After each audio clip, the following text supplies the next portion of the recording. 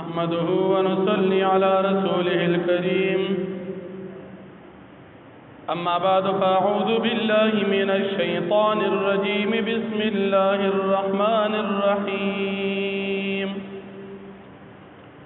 لا أقسم بيوم القيامة ولا أقسم بالنفس اللوامة أيحسب الإنسان أن لن نجمع عظامه صدق الله العظيم. سورة القيامة مکی سورت دی. دی سورت سورة القيامة وی ځکه چې په دې سورت کې د قیامت احوال ذکر کیږي. د سورت مکی دی، د هجرت د نبی علیہ السلام نه وړاندې نازل شوی دی. په اعتبار د ترتیب قرآنی سره 95 دی او د نزول په لحاظ سره دا سورت 11 نمبر نازل شوی دی. په دې سورت کې 2 رکوعات 40 آیاتونه دي. د دې سورت د مخکې سورت سره ربط او مناسبت دادي چې په مخکې سورت کې د قیامت احوال بیان شو، په دې سورت کې هم د قیامت احوال ذکر کیږي. په دې سورت کې الله رب العالمین د قیامت یقیني واقع کېدل د پاره بطور تاکید قسم کوي چې ز قسم کوم په ورځ د قیامت او ز قسم کوم په نفس چې هغه ملامت کوون کړي. آیت دی کافرانو خیال دادي چې موږ به دوباره نه ژوندې کیږو. الله فرمای د دې دا خیال دا غلط دی، موږ په دې باندې قادر یو چې دې دوباره بیا ژوندې کو او د دې دا اندامونه ټول د یو بل سره برابر کو. بلدا کافران دي په دنیا کې اعمال کوي، دروغ وای، نبی علیہ الصلوۃ والسلام او د دین تکذیب کوي او لا روان دي آینده د پاره داسې کوشش کوي. لیکن کله چې د قیامت ورځ شي هر انسان ته د خپل عمل مطابق جزا ملاويږي او هر انسان به په خپل عمل باندې گواہی ورکړي چې دا عمل ما کړی دی. بلدا کافران د نبی علیہ السلام نه تفوس کوي چې دا قیامت به کله. الله پاک جواب کوي هغه ورځ به قیامت وي چې د خلکو سترګې به برګې شي، سپوږمۍ به بې نور شي، نور او سپوږمۍ دا دواړه به جمع شي. تفسیر جلالین لیکي چې دا بدواړه د مغرب جانب نه راوخیږي او دا به دومره د دهشت او د یاري ورځي چې هر انسان به تیښته کوي او دی به وایي چې کوم ځای زه پناه واخلم. الله فرمایي چې په دغه ورځ الله رب العالمین نه علاوه بل چا سره د پناه ځای نشته. هر انسان به خپل عمل ویني، کم عمل چې د وړاندې کړي کم رستو کړي وي. دی به ډېر کوشش کوي باندې ولټي، لیکن د الله پاک په دربار کې به هیڅ قسم باندې دته نه فایده ورکوي. بل ابتدا کې نبی کریم صلی الله علیه وسلم باندې بچ کله وحی نازلې ده، نبی علیہ السلام به د جبرئیل علیہ السلام د وحی سره جب خذوله اسنا چې د قرائت د قران کریم زمانه هیر شي. نو الله جل شانه تنبیه ورکا چې کله جبرئیل علیہ السلام د قران کریم تا ته وحی وروړي او تلاوت کوي، نو په دغه وخت کې ته د توګ دا په دغه وخت کې ته جلدی په قرائت باندې مکوه. جبرئیل علیہ السلام چې فارغ شوی نی ته تلاوت لا مکوه. د قران کریم ایریدل پتا نه راځي، دا وتا پسینه کې منګه محفوظ کو او ته په خپل جبه باندې لولي. کله چې منګه دا قران کریم د جبرئیل علیہ السلام په جبه تا ته ولولو او جبرئیل علیہ السلام فارغ شي، دا غینه بعد ته د دې لوستل کوه. نو په دې آیت کریمه کې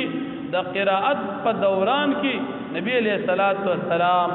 منشو چې جبرئیل علیہ السلام کله قرائت کوي نو تدې ته وکیږي. بل عمومی انسانیت توجه ذکر کیږي چې عام طور انسانان دنیا خوښوي او آخرت هغه شاته پرېږدي آخرت د پاره جلدی نه کوي محبت د دنیا سره ساتي د دنیا اسباب امور سره محبت ساتي او آخرت د ځان هېري بیا د قیامت پورز دو جماعتونه دي یو هغه جماعت دی چې هغه د مؤمنانو متقیانو دي چې د هغې مخونه به تر و تازه وي خپل رب ته به کتونکي وي لکه څنګه چې زمونږ د مسلمانانو ایمان دي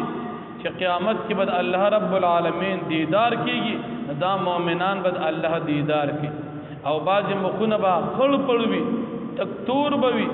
او د دې خیال به دا وي چې نن به موږ سره سختي کېږي په موږ باندې به نن مصیبت راځي دوی ته به دومره سختي ملاویږي په دغه وخت کې به دوی وي چې یاره څوک نشته چې په موږ باندې دم واچي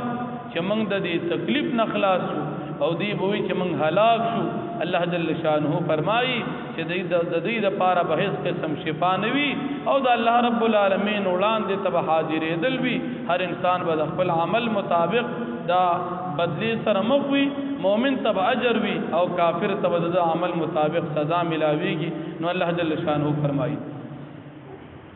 لا اقسم بيوم القيامه دا لا اقسم کی دا لا زائدری نو معنا ز قسم کوم پر ز قیامت باندې ولا اقسم بالنفس اللوامه او ز قسم کوم پر نفس هغه ملامت کون کې دي ايحسب الانسان ندی قسم مبارکی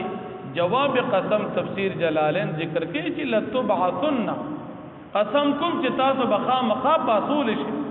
دانه چې دنیا د دنیا نه بعد بل جن نشتا نا خامخا به تاسو سره حساب کتاب کیږي تاسو بل جن دي تاسو به خپل عمل د دنیا مطابق التبدی ملاوي ايحسب الانسان آیا ګمان کوي انسان نه مراد کافر دی الله نجمع عظاما چې موږ به جمع نکو عظام او ډوکی ددو یعنی موږ به دی بیا را پانسو دی به بیا ژوندې نه دا خیال کوي نو دا خیال مؤمن نه کوي دا خیال کافر کوي مؤمن خو وی چې دنیا عارضی ژوند دی او چې کوم حقيقي او دایمي ژوند دی هغه د مرګ نه پس دی او کافر وی چې نه بل ژوند نشته بلا ولنا قادرین علی ان نسوي بنانا من قادر یو په دی باندې چې من برابر کو د دې اندامونه بنانا د ګوتو بندونه یعنی جوړونه بل یرید الانسان بلکې غواړي انسان لیفجر امامه چې دې تکذیب کی گناہ ولګي د ځان نوړاندې یسأل ایان یوم القیامه دې تپوس کی چې کله به ورځ د قیامت فاذا برق البصر دا د قیامت جواب الله کی هر کله چې برګي شي سترګي وخسف القمر او بنور شي سپګمه وجمع الشمس والقمر او جمع کړي شي نور او سپګمه یعنی دواړه د مغرب جانب نرا اوږي یقول الانسان وای به انسان یومئذ پدغ ورځ باندې اين المفر کل اين المفر چرتر زید تختیدو کلا هرگز ذات نه دا لا وزن نشتري بچ کېدل او زید پنا تختیدی نشي د پنا بل زین نشتا الى ربك يومئذ المستقر ستارب پل تاپ دغ ورځ باندې زید قرار دي ينبأ الانسان يومئذ خبر باور کړي شي انسان ته په دغه ورځ باندې بما باس باندې قدم چې د وړاندې لګلې دي واخر ورسته پریخي دي بل الانسان على نفسه بصيرا بلکې انسان په خپل ځان باندې گواه دي ولو القى معاذيرا اگر چې پیش کې دي ډېری بهانه لا تحرك به لسانك حرکت مورکوا په تلاوت باندې لسانک خپل جبتا مخکې د فراغت د جبريل عليه السلام نه لتعجل به چې تجلتو کی په قرات باندې ان علينا جمعه وقرانا یقینا پمنګ باندې جمع کول د قران کریم د صفاتینه کې وقران او لستل د دې په جبستا فاذا قراناه فسر کله چې منګ داللو په جبه د جبريل عليه السلام فتبع قرانا فاستتابداری کوا قرآن د دې د لستلو یعنی وقت دغه قرائت تا ثم ان علينا بيانا بیا په من باندې د دې بیان ول په جبستا کلا خبردار بل تحبون العاجله بلکې تاسو خوخوي العاجل الدنيا وتذرون الاخره پرېږدي تاسو آخرت. وجوه يومئذ ناظره بعضی مخونه با په دغه ورځ د قیامت باندې تر او تازه وي د مؤمنانو. الى ربها ناظره بل رب تبدوی کتن کی وی. وجوه یومئذ باسره او بعضی مخونه په دغه ورځ باندې باسره خړپړوي. تظن ان يفعل بها فاقره خیال بکوي چې کولی بشي په دی باندې سختی. فاقره ډیر زیاته ډیر مصیبت کې بدی واقع شي. کلا هرگز دا سندا اذا بلغت التراقیہ ہر کله چې ورسیږي روح مریتا. وقیل اویل شي من راق سوګدا سشته چې دم اچون کی چې شفا ملو شي. وظن انه الفراق او ګمان دا راشي انه الفراق جزا پاره جدائی د دنیا دا. والتفت الساق بالساق او بیوست بشی پنڈے دا یوی پنڈے سرا. الى ربک یومئذ المساق طرف تپد اور ازبان دیت دل دی. واخر دعوانا